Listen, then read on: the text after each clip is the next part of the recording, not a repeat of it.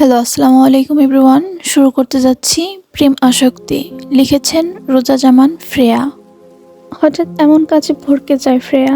অবয়বটিকে নিজের সবটুকু শক্তি দিয়ে সরানোর চেষ্টা করেও ব্যর্থ হয় সে। কোনো দোয়াই এই মুহূর্তে মনে পড়ছে না তার।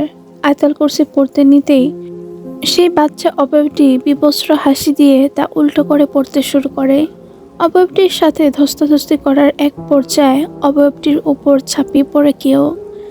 ছাড়া পেতে ফ্রেয়া গলা ধরে উঠে বসে, কাশতে কাশতে। সামনে এমন ভয়ানক দৃশ্য দেখে আমার হৃদয় স্পন্দন শুকিয়ে গেছে। একটি ধবধবে সাদা রঙের কুকুর সেই বাচ্চা অবয়বটির সাথে ধস্তাধস্তি করছে। এমন ভয়ানক দৃশ্য আমি সহ্য করতে না পেরে সেন্সলেস হয়ে যাই। ফ্রেয়াকে জ্ঞান হারাতে দেখে কুকুরটি অবয়বটিকে ছেড়ে ফ্রেয়ার কাছে ছুটে আসে। সেই সুযোগে বাচ্চা অবয়বটি বারান্দা দিয়ে অদৃশ্য হয়ে পালিয়ে যায়। কিছুক্ষণ পর চোখ মুখ কুঁচকে পিটপিট করে চোখ খুলে ফ্রেয়া। চোখ খুলতেই শকড হয়ে যায়। তার দিকে কুকুরটিও সরু চোখে তাকিয়ে আছে। ফ্রেয়াকে তাকাতে দেখে কুকুরটি ঘেউ ঘেউ করে ওঠে। ফ্রেয়া এক ঝটকায় শোয়া থেকে উঠে বসে।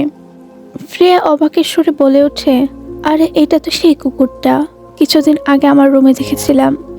বলে কুকুরটাকে ভালো করে দেখে। ধপধপে সাদা রঙের, গলায় একটা ছোট্ট স্টার লকেট ঝুলানো, চোখের মণিগুলো সবুজ রঙের, দেখতে কিউটের ডিব্বা। ফ্রেয়া, এই তুই কিভাবে ঢুকলি আমার রুমে? দরজার দিকে তাকাতে দেখতে পাই দরজার তার খোলা। ও, এইবার বুঝতে পেরেছি, আপনি দরজা খোলা পেয়ে এসেছেন। কুকুরটা কি বুঝলো ফ্রেয়ার কথা? সেও তার ভাষায় ঘেউ ঘেউ করে ওঠে। মেঝেতে তাকাতেই কিছু দেখতে পেলাম না।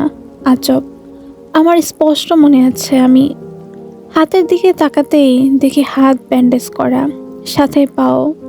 তা দেখে খুব অবাক হলাম। ইদানিং আমার সাথে কি হচ্ছে কিছুই বুঝতে পারছি না। এইসব নিয়ে আমার মাথা ঘামালাম না। কুকুরটার দিকে তাকাতেই দেখি সে ঘেউ ঘেউ করতে করতে খাট থেকে লাফ দিয়ে নেমে লেজ নাচিয়ে চলে যাচ্ছে। ফ্রেয়া, এই কোথায় চলে যাচ্ছিস? যা বাবা, কি অ্যাটিটিউড রে। তার পিছু পিছু আসতে দেখতে পেলাম কুকুরটা আমার দিকে তাকিয়ে ঘেউ ঘেউ করে জেফিল ভাইয়ের রুমে ঢুকে যায়। তা দেখে আমার চোখ বড় বড় হয়ে যায়। খুব আরামে বদের হাড্ডির সাথে শুয়ে আছে সে। ফ্রেয়া কোমরে হাত দিয়ে ভ্রুকুটি করে বলে ওঠে, তাহলে আপনি এইখান থেকে এসেছেন? তাই তো বলি, আপনার এমন ভাব কেন? শব্দবিহীন গুটি গুটি পায়ে জেফিল ভাইয়ের রুমে ঢুকলাম।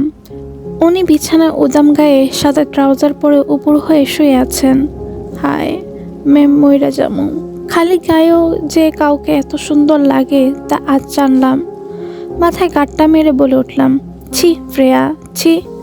এই রাক্ষস মার্কা লোকের উপর কেউ ক্রাশ খায়? ছি। ওনার উপর রাগ হলো। তুই বেটা ছেলের মতো থাকবি, তুই কেন এত সুন্দর হতে যাবি? মনে মনে মাথার কাছে বই আর ল্যাপটপ ওপেন করেই ঘুমিয়ে আছে। ল্যাপটপের দিকে তাকাতেই আমার চোখ কপালে। ল্যাপটপে থট মাই উইন্ডো ইংলিশ ফিল্মটা চলছে। তা দেখে অস্ফুট স্বরে বলে উঠলাম, ছি। পাশে থাকা বইগুলোর দিকে তাকিয়ে একটা বই হাতে নিয়ে ব্যাকগ্রাউন্ড পিকে দেখে আমার মন যাচ্ছে মাটি ফাঁক করে ঢুকে যেতে। কারণ the scenery a dark college romance বইটি। ছি, এইসব আস্তাক ফিরুল্লাহ মার্কার ছবি দেখলে আর বই পড়লে তো ঠোঁট কাটা স্বভাবেরই হবে। ওনার বউ যে হবে সেই মেয়ের জীবন শেষ। মনে মনে ওনার মুখের দিকে ঝুঁকে তাকাতে হায়, আমার হার্টবিট ফাস্ট হয়ে গেছে। পুরো মুখ তৈলাক্ত হয়ে চিকচিক করছে। খালি গায়ে ডান হাতের কবজি পর্যন্ত ট্যাটুটা দৃশ্যমান। ঠোঁটের নিচে লালচে তিলটা দেখে ঘোর লাগা চোখে তাকিয়ে রইলাম। ফারিস ঘুম চড়ানো কণ্ঠে বলে ওঠে, ম্যাডাম বুঝে শুনে এসেছেন তো আমার কাছে? নাকি না বুঝেই লাফাতে লাফাতে চলে এসেছেন? বুঝেন কিন্তু ম্যাডাম, আমি কিন্তু ছেড়ে দেওয়ার মানুষ নই। আকস্মিক ওনার কথা শুনে আমার প্রাণ পাখি উড়ে যাওয়ার উপক্রম। হতভম্ব হয়ে ওনার দিকে তাকাতেই দেখি উনি এখনো আগের মতো চোখ বন্ধ করে শুয়ে আছে। তা দেখে আরো অবাক হলাম। উনি বুঝলেন কিভাবে যে আমি ওনার দিকে তাকিয়েছিলাম? মনে মনে। উনি আবারও ঘুম ঝাড়ানো কণ্ঠে বলে ওঠেন, আমি কিন্তু মুডে আছি। নিজের ভালো চাস তো চুপচাপ রুমে গিয়ে শুয়ে পড়। ওনার এমন শুকনো হুমকি শুনে আমি রীতিমতো ভরকে গেলাম। মুখটা ফাটা বেলুনের মতো চুপসে গেছে আমার। মনে মনে বকতে বকতে চলে যেতে নিতেই দেখি কুকুরটাও আরাম করে শুয়ে ল্যাপটপের দিকে তাকিয়ে আছে। তা দেখে বিড়বিড় করে বলে উঠলাম, যেমন গুরু তেমন তার শিষ্য। দরজায় অগ্রসর হতেই ওনার কথা শুনে আমার পা থেমে গেছে। ফারিস, আমার ফিউচার ওয়াইফকে নিয়ে চিন্তা করতে গিয়ে তোর এই ছোট মাথায় প্রেশার দিস না। আমার ওয়াইফ আমার পজিশন অনুযায়ী থাকবে। এরপর থেকে মনে মনে কিছু বলার সময় আস্তে বলবেন, যাতে আশেপাশে কেউ শুনতে না পায়। ওনার এমন লাগামহীন কথা শুনে আমার কান গরম হয়ে গেছে। ডানে বামে না তাকিয়ে দৌড়ে রুমে চলে গেলাম। সময় কারোর জন্য থেমে থাকে না, সে তার নিজ গতিতে চলমান। দেখতে দেখতে চৌধুরী বাড়িতে ফারিস এসেছে 1 মাস হয়ে গিয়েছে। সেই দিন ফারিসের রুম থেকে আসার পরে এই 1 মাসে ফারিসের সাথে ফ্রেয়ার তেমন কথা হয়নি। দেখা হলে শুধু চোখাচোখি হয়েছে। কলেজ থেকে এসে লুকিয়ে লুকিয়ে ফারিসকে দেখা তার অভ্যাসে পরিণত হয়েছে। ফ্রেয়া ফারিসের ড্রেসিং লুকে বরাবরের মতোই ফিদা হয়েছে। ফারিস ইচ্ছে করে দেখেও না দেখার ভান করে ইগনোর করছে তাকে। আর এইদিকে নাতাশা এই 1 মাসে চৌধুরী বাড়ির সবার মনের জায়গা করে নিয়েছে, শুধু ফারিস আর ফ্রেয়া বাদে। কারণ ফ্রেয়া নাতাশাকে একটু সহ্য করতে পারে না ফারিসের পাশে। আর নাতাশা অনেক চেষ্টা করছে ফ্রেয়ার ক্ষতি করতে, কিন্তু পারেনি। ফারিস পার্টি জয়েন করেছে কিছুদিন হবে। আসলে তাকে আমজাদ চৌধুরী অনেক অনুরোধ করে, বলতে গেলে এক প্রকার ইমোশনাল ব্ল্যাকমেল করেছে। ফারিস সাফ জানিয়ে দিয়েছে সামনে নির্বাচন পর্যন্ত সে চাকরি করবে। তারাও রাজি হয়ে যায়, কারণ একবার নিতে পারলে পরেরটা পরে দেখা যাবে। ফারিস আর রাদিফ অনেক রাত করে বাড়ি ফিরে। যেহেতু সামনে নির্বাচন, তাই খুব ব্যস্ত সময় পার করছে দুইজনে। দেখতে দেখতে কোরবানির ঈদও চলে এসেছে, আর 2 দিন পরে ঈদ। ঈদের পরে fair 2nd year final exam হবে। এত মাস লেখাপড়া না করলেও এখন বেশ মনোযোগী সে। সকাল 8টা, গভীর ঘুমে আচ্ছন্ন ফ্রেয়া। তখনই রুমে ঢোকে নীলা চৌধুরী। অনেকবার ডাকার পরেও যখন দেখে ফ্রেয়ার কোনো হেলদোল নেই, তখন তিনি এসে এসি অফ করে দিয়ে চলে যান। ব্যবসা গরম সহ্য করতে না পেরে খুব বিরক্ত নিয়ে উঠে বসে ফ্রেয়া। উঠে দেখে এসি অফ, সাথে ফ্যানও। এই কাজ কে করেছে তা আর বুঝতে বাকি নেই, কারণ তাকে ঘুম থেকে তোলার একমাত্র উপায় এইটা। বিরক্তিতে মুখ থেকে শব্দ বের হলো আমার। ধ্যাত, কি সুন্দর একটা স্বপ্ন দেখছিলাম, একটুর জন্য বিয়েটা হলো না। বিরক্তি নিয়ে আবার শুয়ে স্বপ্নের 2nd পার্ট দেখার ট্রাই করলাম, কিন্তু আর ঘুম হলো না। বিছানায় এদিক সেদিক গড়াগড়ি খেয়ে উঠে বসলাম। ধুর, জীবনে তো একটাও রিলেশন করতে পারলাম না। এইদিকে স্বপ্নে বিয়েটাও হলো না। ভবিষ্যৎ জামাই মনে হয় ব্ল্যাক ম্যাজিক কইরা রাখছে। বেডা নিজেও আসছে না, আমারও প্রেম করতে দেয় না। ধ্যাত, ভাল লাগে না। ফ্রেশ হয়ে ডাইনিং টেবিলে বসতেই দেখি ইরা গাল ফুলিয়ে বসে আছে। দেখে বোঝা যাচ্ছে আমার মতো তারও শান্তির ঘুম ছুটে গেছে, কারণ সামনে এক্সাম। আর আমরা সারাদিন লেখাপড়া বাদে সবকিছু চিলমুড়ে করি। আসলে যে পর্যায়ে গেলে লেখাপড়ার প্রতি মায়া দয়া থাকে না, ঠিক সেই পর্যায়ে আছি আমরা। পাশে বাবা আর সেজু চাচু বসে আছেন। বড় চাচু রাজনৈতিক কাজে ঢাকার বাইরে গেছেন। ততক্ষণে রাদীপ ভাইয়া আর জেফিল ভাই নাস্তা করতে এসে পড়েছেন। জেফিল ভাই আমার সামনে মুখোমুখি চেয়ারে বসেন। তাকে দেখে মনে হচ্ছে রাদীপ ভাইয়া তাকে জোর করে তুলে এনেছেন। ঘুম ঘুম ফেস, হাফ প্যান্ট সাথে সাদা রঙের হাফ হাতা গেঞ্জি পরে আছেন।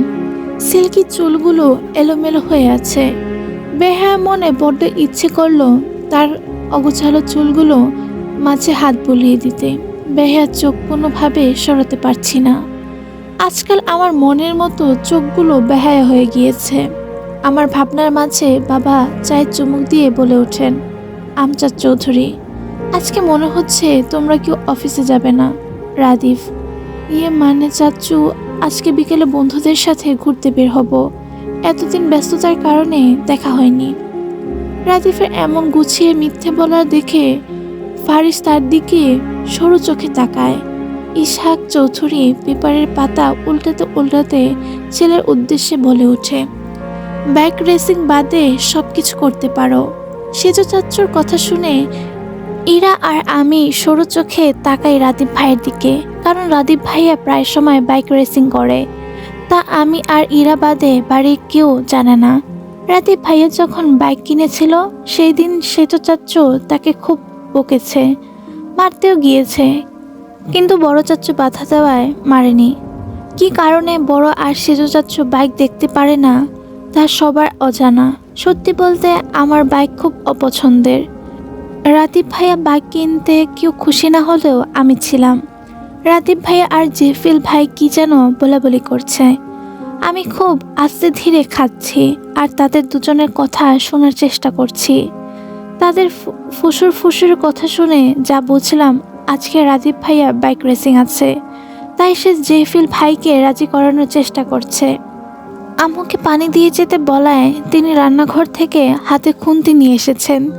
এসে সেই ভাষণ শুরু করে দিয়েছে। টপিকগুলো এমন, সারা রাত ফোন টিপার কারণে সকালে আমাকে ডেকেও তুলতে পারে না। ভাই, সকালে দেরিতে উঠলেই যে সারা রাত ফোন টিপছি এই কথা আম্মুরে কেডাই কইছে। তারে আইনের আশ্রয় আনা উচিত। লেখাপড়া ছাড়া নাকি আমি সব কিছু করি, লেখাপড়া ছাড়া আমার জীবন অন্ধকার, ব্লাবলা। টেনশনে শহীদ হয়ে যাব, তারপরেও আমি পড়তে বসবো না। হ্যাঁ, এটাই আমি, নীলা চৌধুরী। এরা গোষ্ঠী ভালানি, এটা ভালো হইব কেমনে? আম্মুর কথা শুনে বিড়বিড় করে বলে উঠলাম, শ্রেয়া, তোমার গোষ্ঠী ভালো হলেই ভালো। আম্মুর কথা শুনে রাদীপ ভাই আর জেহফিল ভাই অসহায় মুখে তাকাতে বড় কাকি বলে ওঠে, আদিবা চৌধুরী, এভাবে তাকাস কেন? ভুল বলেছে? পাশ থেকে সেজ কাকিমণিও আফসোসের সুরে বলে ওঠেন, আফরিন চৌধুরী, আমরা দেখে এখনো সংসার করছি, অন্য কেউ হলে কখনো করতো না। রাদীপ ভাই অসহায় মুখ করে বলে ওঠে, মা, আমি কি করলাম? আফরিন চৌধুরী ছেলেকে চোখ রাঙিয়ে ধমকের সুরে বলে, চুপ থাক তুই। আমজাদ চৌধুরী, যা বাবা, আমরা কি করলাম? দেখছিস শ্রেয়া মা, তোর মা আমাকে কি বলছে? শ্রেয়া, আব্বু এমন ঝগড়া করার সময় আমার কাছে এমনভাবে বিচার দেয়, মনে হয় তাদের বিয়েটা আমি দিয়েছিলাম মনে মনে। আব্বুর কথা শুনে সেজ চাচ্চু হতাশার সুরে বলে ওঠেন, ইসহাক চৌধুরী, থাক ভাই, বাদ দেন, বেডি মানুষ এমনই। রুমে এসে খুব সিম্পলভাবে রেডি হয়ে নিলাম। সাজের মধ্যে শুধু ঠোঁটে লিপস্টিক দিয়েছি আর কানে জেফিল ভাইয়ের আনা ঝুমকোগুলো থেকে সিম্পল একটা ঝুমকো পরেছি, সাথে ম্যাচিং করে সাদা গাউন পরে ওড়না বুকে জড়িয়ে নিলাম। কোমর পর্যন্ত চুলগুলো ছেড়ে নিলাম। ব্যাস, আমার সাজ কমপ্লিট। সবসময় হিজাব পরলেও আজকে ইচ্ছে করে পরলাম না। অলরেডি 9টা বেজে গেছে, অনেক দেরি হয়ে গিয়েছে। কলেজে ব্যাগ কাঁধে নিয়ে বেরিয়ে গেলাম। গাড়ির সামনে খুব বিরক্তি নিয়ে দাঁড়িয়ে আছি আমি আর ইরা। এমনিতে লেট হয়ে গিয়েছে, তার উপর আবার গাড়ির নাকি তেল শেষ। খুব বিরক্ত নিয়ে গাড়ির দিকে তাকিয়ে আছি। সোফায় বসে ফোনে কথা বলছে নাতাশা। তখনই সিঁড়ি দিয়ে ফারিসকে নামতে দেখে চোখ আটকে যায়। ফারিস শার্টের হাতা ফোল্ড করতে করতে নামছে। রেড মেরুন কালারের শার্টের সাথে ব্ল্যাক প্যান্ট, ডান হাতে ব্ল্যাক রোজ রয়েস গাড়ির চাবি। ফর্সা হাতে তা অসম্ভব সুন্দর লাগছে। নাতাশা মুগ্ধ চোখে ফারিসের দিকে তাকিয়ে থাকে। ফারিসের প্রতিটি ড্রেসিং লুক তাকে প্রতিবারের মতো তার হৃদয়কে উন্মাদ করে তোলে। ফারিসকে বাইরে বেরোতে দেখে নাতাশা ফোন রেখে বলে ওঠে, নাতাশা, ফারিস, তুমি কোথায় যাচ্ছ? আমাকে তোমার সাথে নিবে প্লিজ? ফারিস নাতাশার কথা শুনেও না শোনার ভান করে বেরিয়ে যায়। ফারিসের এমন ইগনোর দেখে কষ্ট পেয়ে রাগে ফুঁসতে ফুঁসতে বিড়বিড় করে বলে ওঠে, নাতাশা, আমি দেখি কতদিন আমাকে নিজের থেকে দূরে সরিয়ে রাখো। সময় হলে বুঝতে পারবে এই নাতাশা ফিরোজেকে ইগনোর করার পরিণতি কি হয়। জাস্ট ওয়েট অ্যান্ড সি বলে বাঁকা হেসে ওঠে। বিরক্তি নিয়ে সামনে তাকাতেই আমার দৃষ্টি থমকে গেছে জেফিল ভাইয়ের কিলার লুক দেখে। ফ্রেয়া, হায়, উনি কি আমাকে মেরে ফেলতে চান? এমন ফিদা মার্কা লুক দেখিয়ে। মনে মনে ফারিসের দৃষ্টি থমকে গেছে তার অষ্টাদশের দিকে। শুভ্র সাজে তাকে দেখতে আরও স্নিগ্ধ লাগছে। গোলাপের পাপড়ির ন্যায় ঠোঁটের লালচে তেলটা যেন তাকে ঘায়েল করার মতো আকর্ষণ করছে। সব কিছু পরিপূর্ণ হলেও কিছুটা মিসিং, তা হলো চুড়ি। এই চুড়ি ছাড়া তার শুভ্র সাজ অসম্পূর্ণ রয়ে গেছে। ওনার সাথে চোখাচোখি হতেই দেখি উনিও আমার দিকে ঘায়েল করা লুকে তাকিয়ে আছেন। তা থেকে আমার হার্টবিট ফাস্ট হয়ে গেছে। হায়, ওনার এই লুকের সাথে আমার মনের অনুভূতি প্রকাশ করে বলে উঠলাম, ও डार्लिंग तेरी ड्रेसिंग लुक में मेरा दिल फिसल गया, स्ट्रांगली जादू तेरा मुझ पे चल गया। हाय हाय हाय। হাতে গাড়ির চাবি ঘোরাতে ঘোরাতে আমার দিকে কিলার লোকে তাকিয়ে পাশ কাটিয়ে দেখেও না দেখার ভান করে চলে যান। ওনার এমন অ্যাটিটিউড দেখে আমার গা পিত্তি জ্বলে ওঠে। ছি ফ্রেয়া, শেষে কিনা এমন জলহস্তির প্রেমে পড়লি। ছি ছি মনে মনে। ওনাকে গাড়িতে উঠতে দেখে লুকিং গ্লাসের দিকে তাকাতে আবারও চোখাচোখি হতেই দৃষ্টি সরিয়ে নিলাম। গাড়ির দিকে খেয়াল করতেই আমার চোখ কোটর থেকে বেরিয়ে আসার উপক্রম। ততক্ষণে ফারিসের রোল রয়েস গাড়িটি তাদের অতিক্রম করে ফেলেছে। ফ্রেয়া, ওই এত দামি গাড়ি এটা কার? অবাক হয়ে আমার কথায় ইরা বিরক্তি নিয়ে মুখ থেকে শব্দ বের করে। ইরা, কার আবার? আমাদেরই। ভাবলেশীন ভাবে। ফ্রেয়া, কি? আমাদের এত দামি গাড়ি কবে কিনলো? আর এই গাড়ি থাকতে আমরা এই গাড়িতে কেন যাচ্ছি? ইরা, ধর, আমি কি বলেছি যে আমাদের ব্যবহারের জন্য কিনেছে? ফ্রেয়া অবুঝ ফেস নিয়ে বলে ওঠে, তাহলে 5টা গাড়ি থাকতে আবার কিসের জন্য কিনেছে? ইরা হতাশার সুরে বলে ওঠে, গাধি, এটা জেফিল ভাই নিজের জন্য পার্সোনালভাবে কিনেছে। ততক্ষণে গাড়িতে তেল ভরাও শেষ। আর কথা না বাড়িয়ে গাড়িতে উঠে বসলাম। কিছুক্ষণ যেতেই মাথার মধ্যে ভেদ করে রাগ উঠল। ইরার দিকে তাকাতেই দেখি সে ভাবলেশীনভাবে ফোন চ্যাটিং করছে। ইরাকে এমন চিন্তামুক্ত দেখে আমার শরীর জ্বলে উঠল। রাগের স্বরে বলে উঠলাম, ফ্রেয়া, এই তোর ভাইয়ের প্রবলেম কি? ফ্রেয়ার এমন আকস্মিক ধমকে ইরা চমকে ওঠে। ইরা, চিল্লাস কেন? শয়তানের লারে তোরে? ফ্রেয়া, লারে। আগে ক, তোর ভাইয়ের প্রবলেম কি? ইরা, কেন? আমার ভাই তোরে কি করছে? ফ্রেয়া, বাইক যে কিনছে এখন পর্যন্ত আমারে তোলে নাই। আমি উঠলে নাকি মেয়েরা মনে করবে আমরা প্রেমিক প্রেমিকা। ইরা সরু চোখে তাকিয়ে বলে ওঠে, এমনভাবে বলতেছিস মনে হচ্ছে আমাকে উঠতে দেয়। ফ্রেয়া, আমরা উঠলে তার জরিনা মর্জিনা সকিনা বসবে কই? আসল রাগের কারণ হচ্ছে আমার এত গাড়ি থাকতে জেফিল ভাইয়ের কি দরকার ছিল বাইক না কিনে গাড়ি কেনার? অনেকক্ষণ ধরে জ্যামে আটকে আছি। ব্যবসা গরমে অস্থির লাগছে। আমাদের মোহাম্মদপুরে এই এক সমস্যা, জ্যাম লেগেই থাকে এই সময়ে। এসি বন্ধ করে জানালা খুলে মুখ বের করতেই দেখি সামনে অনেক লোক দাঁড়িয়ে আছে। ড্রাইভার আমাকে জিজ্ঞেস করাতেই জানতে পারলাম সামনে নির্বাচন, তারই প্রচার চলছে। বুঝলাম না, তাই বলে রাস্তা থামিয়ে এইসব করবে নাকি? মনে মনে কিছুক্ষণ পরে আর সহ্য করতে না পেরে গাড়ি থেকে বেরিয়ে সামনে এগিয়ে গেলাম। কোলাহলপূর্ণ রাস্তা বলতে গেলে ছোটোখাটো গ্যাঞ্জাম লেগে আছে, আর তা সামাল দিতে তর্কাতর্কি করছে কিছু গার্ড।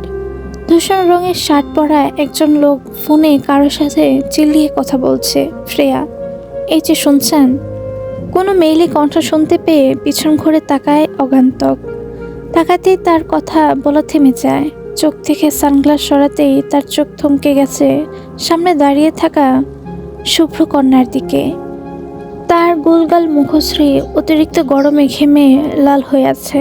ঘন কালো পাপড়ি, সরু নাক, গোলাপের পাপড়ির ন্যায় ঠোঁট, কোমর ছড়িয়ে যাওয়া এক গুচ্ছ চুল। হাত নাড়িয়ে নাড়িয়ে সে কিছু বলছে। তার হাত নাড়িয়ে কথা বলার সাথে ঝুনঝুন শব্দের এক অসম্ভব সুন্দর প্রতিধ্বনি তুলছে। ফ্রেয়া কোমরে হাত দিয়ে দড়ি বাজিয়ে প্রকটি করে বলে ওঠে, এই যে মিস্টার ক্যাঞ্চাম পার্টি, হ্যালো। অগন্তক ধ্যান ভেঙে বলে ওঠে, হুম। ফ্রেয়া বিরক্তি নিয়ে বলে ওঠে, বুঝতে পেরেছেন আমার কথা? অগন্তক, হুম। লোকটি বুঝতে পারছে শুনে ফ্রেয়া আর কথা না বাড়িয়ে চলে যায়। ফ্রেয়াকে চলে যেতে দেখে অগন্তকের হুঁশ ফিরে। অগন্তক, এই যে মিস, নামটা? আপনার নামটাই তো জানা হলো না। হ্যালো। তার কথা শুনতে পাইনি ততক্ষণে ফ্রেয়া ভিড়ের ভিতর চলে গেছে। অগন্তক, আহ শিট। ফোনে, হ্যালো শুভ্র স্যার, আমার কথা শুনছেন? শুভ্র, শুনছি। এত লোকের ভিড়ের মধ্যে তাদের দুইজনের দিকে গাড়িতে বসে থাকা অগন্তকের একজোড়া ঈগল চোখ স্থির। তীব্র রাগে তার শুভ্র মুখশ্রী লাল হয়ে আছে। স্যারের লেকচার শুনে ক্লাসে খুব বোরিং ফিল হচ্ছে আমার। আমার পাশে খাতায় নোট লিখছে রাফা, আমাদের ক্লাসের সবচেয়ে মেধাবী স্টুডেন্ট সে। আমরা যেমন আজাইরা সময় নষ্ট করি, কিন্তু রাফা তা করে না, কারণ সে সব কিছু নিয়ে সিরিয়াস। আমাদের ফ্রেন্ডদের মধ্যে রাফাই একমাত্র ব্যক্তি যে সবসময় চুপচাপ থাকে। যথেষ্ট বুঝদার সে। এক্সামের 2 দিন আগে আমরা রাফার থেকে নোটগুলো নিয়ে নিই। নীরবতা ভেঙে রিধি বলে ওঠে, জানিস স্বামী কি করছে? মানে বুঝ, ওই কোন লেভেলের ছেঁচড়া হলে আমার আম্মুকে মেসেজ দেয়। স্বামী বিরক্তি নিয়ে বলে ওঠে, তাতে কি হয়েছে, মেয়ে তো নাকি? স্বামীর কথা শেষ হতে দেরি, কিন্তু রিধির খুশি তার পিঠে পড়তে দেরি হয়নি। স্বামীর কথা শুনে সবাই হেসে ওঠে। সবাই হাসলেও আমাকে হাসতে না দেখে রিধি পাশ থেকে বলে ওঠে, কি রে, তুই আজকে এমন পুঁতে আসিস কেন? ফ্রেয়াকে কিছু বলতে না দিয়ে ইরা বলে ওঠে, বাতাসার জন্য। ইরার কথা শুনে সবাই একসাথে বলে ওঠে, বাতাসা? তারপর ইরা সব ঘটনা খুলে বলে তাদের। ইরার কথা শুনে রিধি বলে ওঠে, ও তাহলে এই ব্যাপার। ক্লাস শেষ হতে রাফাকে ম্যাডাম অফিস রুমে ডেকেছে, তাই তাকে রেখে আমরা বেরিয়ে গেটের সামনে আসতেই কিছু বকাটে ছেলে আমাকে দেখে শীষ বাজিয়ে বিভিন্ন অশ্লীল ভাষায় কথা বলছে। তা শুনেও না শোনার ভান করে বেরিয়ে এলাম। ইরা, ভাইয়া তুমি এইখানে? ইরার কথা শুনে সামনে তাকাতেই দেখি জেফিল ভাই গাড়ির সাথে হেলান দিয়ে হাত ভাঁজ করে আমার দিকে তাকিয়ে আছেন। উনি আমার দিকে দৃষ্টি স্থির রেখে বলে ওঠেন, ফারিস, এই রাস্তা দিয়ে যাচ্ছিলাম, ভাবলাম তোদের নিয়ে যাই, গাড়িতে বস। ইরা গাড়িতে গিয়ে বসতেই ফ্রেয়াকে এভাবে দাঁড়িয়ে থাকতে দেখে বলে ওঠে, কিরে দাঁড়িয়ে আছিস কেন? ফ্রেয়া কপট রাগ দেখিয়ে বলে ওঠে, আমি এই গাড়িতে যাব না, স্বামীর সাথে ওর বাইকে চলে যাব। ফারিস গাড়ির সিট বেল্ট লাগাতে লাগাতে বলে ওঠে, থাপ্পড় খেতে না চাইলে চুপচাপ উঠে বস। ফারিসের গম্ভীর কণ্ঠ শুনে ফ্রেয়া আর কিছু বলার সাহস পায় না। ফ্রেয়াকে পিছনের সিটে বসতে দেখে ফারিস চিপিয়ে চিপিয়ে বলে ওঠে, সামনে বস, আমি তো ড্রাইভার না। অগত্যা বাধ্য হয়ে ফ্রেয়ার সামনে বসতেই ফারিস গাড়ির স্টার্ট দেয়। গাড়ি এসে থামে একটা বাইকের দোকানের সামনে। এইখানে থামতে দেখে বেশ অবাক হলাম। পাশ থেকে ইরা বলে ওঠে, ভাইয়া এখানে থামলে কেন? ফারিস বের হতে হতে বলে, বেশি কথা না বলে বের হ। দোকানের ভিতর ঢুকতেই দেখি বিভিন্ন ব্র্যান্ডের বাইক। ফারিসের দিকে বোকা চোখে তাকিয়ে ফ্রেয়া বলে ওঠে, আপনার গাড়ি থাকতে আবার কোন বাইক কিনবেন? ফারিস গম্ভীর কণ্ঠে বলে ওঠে, কেন? তোর তো গাড়ি পছন্দ না, বাইকে উঠলে নাকি রোমান্টিক ফিল হয়, তাই আমিও ফিল করতে চাই। ফ্রেয়া, তাই বলে এত দামি গাড়ি বিক্রি করে দিবেন? ফারিস ফ্রেয়ার দিকে তাকিয়ে ভাবলেশীনভাবে বলে, এই কথা কখন বললাম? ফ্রেয়া বোকা ভঙ্গিতে বলে, তাহলে? ফারিস ফ্রেয়ার কথা উত্তর না দিয়ে তাকে পাশ কাটিয়ে অন্য পাশে চলে যায়। অনেকক্ষণ ধরে উনি রাদীপ ভাইয়ের সাথে ফোনে কথা বলছেন। তাদের কথা শোনার জন্য আরবিতে রয়ে কথা শোনার চেষ্টা করে। যা বুঝলাম উনি বাইক রেসিংয়ের জন্য বাইক কিনতে এসেছেন। ভাবতেই ভালো লাগা কাজ করছে, কারণ বাইক মানেই রোমান্টিক মোমেন্ট। কিন্তু সাথে চিন্তা হচ্ছে বাসায় গেলে না জানি কি ঝড় হয়। কিছুক্ষণ ঘুরেও উনি বাইক পছন্দ করতে না পেরে আমায় বললেন চয়েস করতে। আমার ব্ল্যাক কালারের একটা বাইক চোখে আটকায়। তা নিয়ে তা দেখতেই উনি দোকানদারের উদ্দেশ্যে বলেন, যান এইটাই প্যাক করুন। ফ্রেয়া, কিন্তু এইটার হেলমেট সুন্দর না। ফারিস, তাহলে কোনটা সুন্দর লাগে? ফ্রেয়া, ওইখানে সবগুলোই সুন্দর, ওইখান থেকে নিন। ফারিস স্টাফকে ইশারা দিয়ে বলে ওইখানে সবগুলো হেলমেট দিতে। ওনার কথা শুনে আমি অবাক হয়ে বলে উঠলাম, আপনি একজন মানুষ, এতগুলো হেলমেট দিয়ে কি করবেন? ফারিস ভাবলেশীনভাবে বলে ওঠে, সবগুলো পছন্দ হয়েছে, মানে সবগুলোই আমার লাগবে। ওনার কথা শুনে স্টাফ একটু ইতস্তভাবে বলে ওঠে, স্যার, এটা এইখানে সবচেয়ে দামি BMW বাইক, এটার দাম কিন্তু অনেক। ফারিস ক্রেডিট কার্ড দিয়ে স্টাফকে উদ্দেশ্য করে বলে, স্টপ ইউর মেলোড্রামা। ওনার হাতে ব্ল্যাক কার্ড আর বিল শুনে আমার চোখ বড় বড় হয়ে হতভম্ব হয়ে যায়। গাড়িতে উঠতে নিতেই চোখ যায় আমার কিছু দূরে আইসক্রিমের ওপর। আজকে সাথে টাকা আনিনি, কিন্তু কোনোভাবে আইসক্রিম দেখে লোভ সামলাতে পারছি না।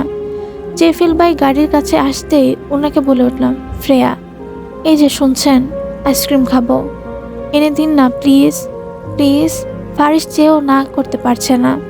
প্রথমত তার প্রিয়সী, প্রথমত তার কাছে কিছু আবদার করছে, কিন্তু আইসক্রিম খাওয়ার ফ্রেয়ার নিষেধ, খেলেই জ্বর বাঁধবে। উপায় না পেয়ে বাধ্য হয়ে ফারিস রাজি হয়। ফ্রেয়ার পছন্দ মতো তাকে 2টো চকলেট ফ্লেভারে আইসক্রিম কিনে দেয়। ফারিস, মামা কত হয়েছে? দোকানদার, 300 টাকা। ফারিসের টাকার বদলে ক্রেডিট কার্ড দিতে দেখে ফ্রেয়া চোখ বড় বড় করে বলে ওঠে, ফ্রেয়া, আপনার কি মাথা ঠিক আছে? ক্রেডিট কার্ড দিচ্ছেন কেন?